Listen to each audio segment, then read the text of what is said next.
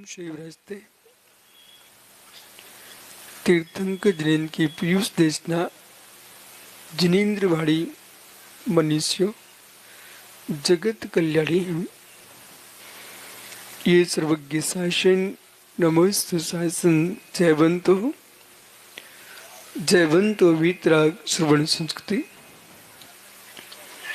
भगवत अरहत परमेश्वर तीर्थंकर जनेश्वर देव ने विश्व सुंदरा को वस्तु के वस्तुत्व का सत्यान्त बोध प्रदान किया है।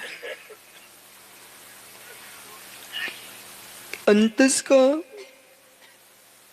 जब परिणाम अत्यंत विशुद्ध होता है तब ज्ञानियों परमात्मा के चरणों में जाने का परिणाम होता है। ये वर्तमान का पुरुषार्थ है। भूत का प्रचंड पुरुषार्थ जब फलित होता है तो औदे के भाग के रूप में पुण्य के रूप में फलित होता है। उस पुण्य के योग से हमें देव सा गुरु धर्म की प्राप्ति होती है। यो मान के चलना पूर्व पर्याय का कोई ऐसा द्रव्य पुण्य का रखा होगा जिसने आज इस समय आपको भगवान के चरणों में आने का मन करने दिया। यदि पुण्य का द्रव्य न होता तो विश्वास मानना जैसे जगत सुबह से उठ करके भोजन पानी में तल्लीन होता है, सुबह से उठकर पता नहीं कौन दुष्कर्मी किस कर्म को करने जा रहा है, अपने हाथ में कोई तुम्हारी पीठ ठोकने वाला ना मिले, अपने एक हाथ में कलश लेना भगवान के अभिषेक का और अभिषेक करने के पहले दूसरे हाथ से अपनी पीठ ठोक लेना कि वाह धन्य तेरा पुण्य कि लोग छुरी लिए बैठे होंगे, हम 3 लोग के नाथ का अभिषेक करने जा रहे हैं। जब तुम्हारे द्वारे पर कोई वीतरागी दिगंबर मुनिराज पधारे तो उस समय भी निर्णय करना, ओह कोई अभागा पुण्यशील किसी नारी को मना रहा होगा, कोई नारी किसी पुरुष को मना रही होगी, और आज हम जो है भविष्य के भगवान वीतरागी दिगंबर धरती के देवता मुनिराज को मना रहे हैं, परिधान कर रहे हैं। हमारा ये भाग्य प्रचंड है।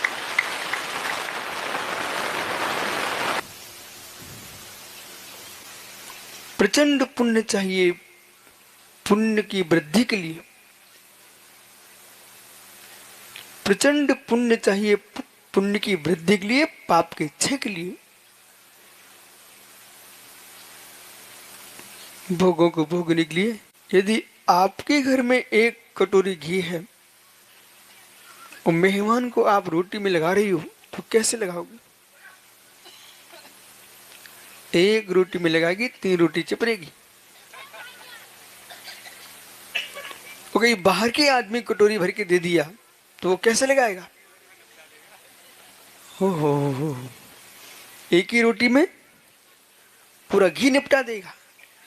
तो जैसे अपने घर के घी को लगाने के लिए शुभ मां लगाती है तो 1 रोटी में 3 रोटी लगाती है, ऐसे है ज्ञानियों आपको जहां आवश्यकता पड़ जाए बोलने की तो 1 वचन में 3 लोगों को निपटा देना।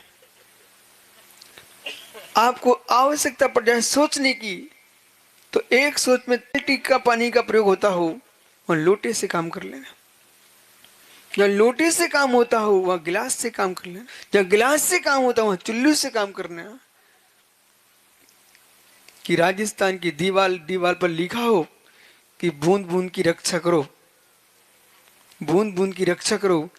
ये शासन को लिखना पड़ा, शासन को लिखना पड़ा। जिन शासन कब से कह रहा है कि जैसे तेल घी का पानी का प्रयोग करते हो, तेल घी का प्रयोग ऐसे पानी का प्रयोग करो, और जैसे मेरे मित्र आप अपने घर में घृत और दुग्ध का प्रयोग करते हो ऐसे अपने वचनों का प्रयोग करो। जितनी आवश्यक उतना ही बोलो, व्यर्थ का समय नष्ट करके अपने पुण्य का क्षय मत करो। जितना जीव पाप करके पाप नहीं कर पा रहा है उतना पाप बोल के पाप कर रहा है, और जितना पाप बोल के पाप नहीं कर पाता है उतना पाप के बारे में सोच के पाप कर रहा है।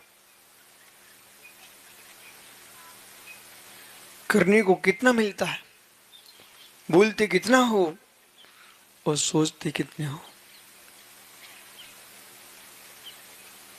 विचार आए बिना वचन आते नहीं, विचार आए बिना वचन आते नहीं। समझ में आ रहा है? विचार आए बिना वचन आते नहीं। विचार प्रशस्त है तो वचन प्रशस्त होंगे, और जिनके विचार अप्रशस्त हैं उनके वचन भी अप्रशस्त होंगे। और जब कोई व्यक्ति अशुभ वचन का प्रयोग करता है तो अनुमान प्रमाण से समझ लेना चाहिए इसके वचन ही इतने क्रूर हैं, वचन ही इसके अभद्र हैं, इसका मन कितना खोटा होगा। जिस अग्नि की दूर से भाप इतनी कष्ट दे रही हो, उस चूल्हे में भट्टी में अग्नि कितनी तीव्र होगी। जिसके वचनों में अशुभ भाषण संभाषण चल रहा है पंडित राकेश, उसका मन कितना अशुद्ध होगा। भावों की संक्लिष्टता के अभाव में वचन क्रूर निकल नहीं सकते। आर्त रोध ध्यान के अभाव में अशुभ वचन निकल नहीं सकते। जिसका रौद्र ध्यान होगा वचन रुद्र निकलेंगे। और आपने देखा जिस सरोवर में कमल खिले हुए हैं उस सरोवर के सामने से निकलो, सुवासित सुगंध और शीतल वायु तन को मन को आनंदित कर देती है।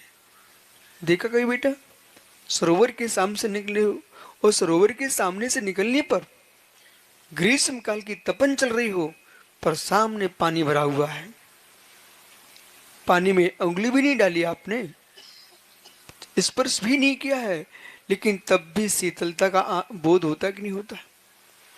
लंबी ठंडी सांस लेते हो, जब पानी की स्पर्शित वायु इतनी शीतल है तो सरोवर का पानी कितना शीतल होगा। जिन लोगों के वचन इतने मधुर होते हैं कि हृदय का संताप शांत हो जाता है, उन लोगों के चित्त कितने शांत हो।